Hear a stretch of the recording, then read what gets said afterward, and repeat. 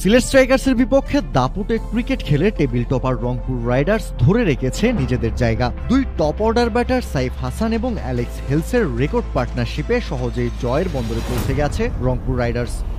দানবীয় ব্যাটিংয়ে সেঞ্চুরি তুলে নিয়েছেন অ্যালেক্স হেলস। সেঞ্চুরি করতে হেলস খেলেছেন 54 বল, 4 মেরেছেন 10টি, ছক্কা হাঁকিয়েছেন মোট 5টি।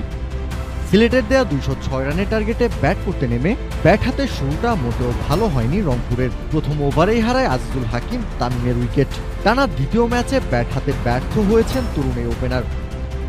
প্রথম 4 ওভারে রংপুরের সংগ্রহ দাঁড়ায় মাত্র 24 রান। তবে ইনিংসের পঞ্চম ওভারেই স্কোরবোর্ডে যোগ হয় আরও 15 রান। এরপর আর পেছনে ফিরে তাকাতে হয়নি রংপুরকে। পাওয়ার প্লের শেষ ওভারেও অ্যালেক্স হেলস এবং সাইফ মিলে তোলেন আরও 15 রান। 10 ওভার শেষে আর কোনো উইকেট না হারিয়ে রংপুর পৌঁছে যায় 96 রানে। শেষ 10 ওভারে তখনও ম্যাচ জিততে রংপুরের প্রয়োজন 110 রান। হাতে আছে 60 বল এবং 9 উইকেট। তানজিম সাকিবের পর সিলেটকে আর কোনো উইকেট এনে দিতে পারেননি বাকি বোলাররা। ক্যাপ্টেন আরিফুল হক, নিহাদুজ্জামান, আলামিন হোসেন, রিস ট্রফিরা রান বিলিয়েছেন হাত খুলে। স্রোতের বিপরীতে শুধু তানজিম সাকিবই ছিলেন ইকোনমিক্যাল। তবে অন্য পাশ থেকে বাকিরা প্রেশার ক্রিয়েট করতে না পারায় 206 রানের বড় টার্গেট দিয়েও ম্যাচটা হাতছাড়া হয় সিলেটের। এর আগে জাকের আলী অনিকের দানবীয় ব্যাটিং তাণ্ডবে ঘরের মাঠে বিপিএল ফিরতেই যেন নিজেদের জৌলুস ফিরে পেল সিলেট স্ট্রাইকার্স।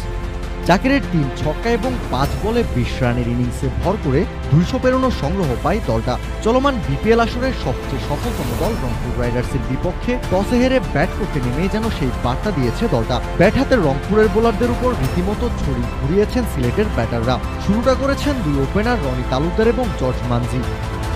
সাইফুদ্দিনের প্রথম ওভারে মাত্র 6 রান আসলেও পাওয়ার প্লের 6 ওভার শেষে দলটার নামের পাশে ততক্ষণে 55 রান 1 উইকেটের বিনিময়ে। নবম ওভারে ওপেনার রনি তালুকদারের বিদায়ের পর কিছুটা খেই হারায় সিলেট। কমে আসে রান তোলার গতি। পরবর্তী 6 ওভারে আসে মাত্র 43 রান। তবে পুরোটা সময় এক পাশ ধরে খেলছিলেন জাকির হাসান এবং অ্যারন জোন্স।